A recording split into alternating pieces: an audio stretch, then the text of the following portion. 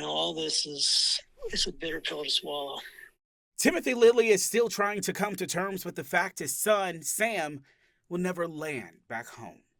Last night when I saw on Fox News there was a crash in D.C., I really didn't think there was any way it was my son, but I started to do the research and I realized that was his schedule to be on that flight.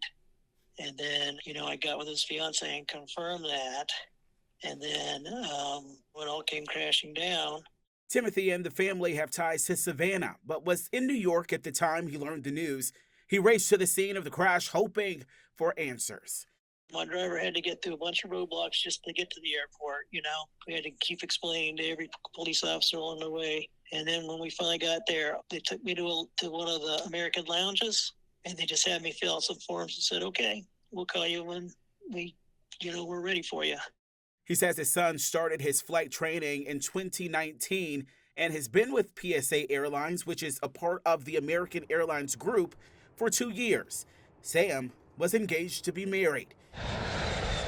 This father and son duo shared a love for Taken to the Sky, as his dad was a military helicopter pilot for 20 years.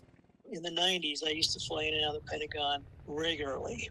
And I can tell you, if you're flying on that route along the Potomac, if you're wearing night vision goggles, it's going to be very hard to see that airplane. If you're not wearing the goggles, it's going to be easier. You might have a chance. It's an agonizing wait for answers for this father. From what I can see from the video, those guys, they turned straight into the jet. I think that the PSA jet was doing everything right. I think that the Army pilot made a grave error, which really hurts me because that is my brother's. And now my son is dead.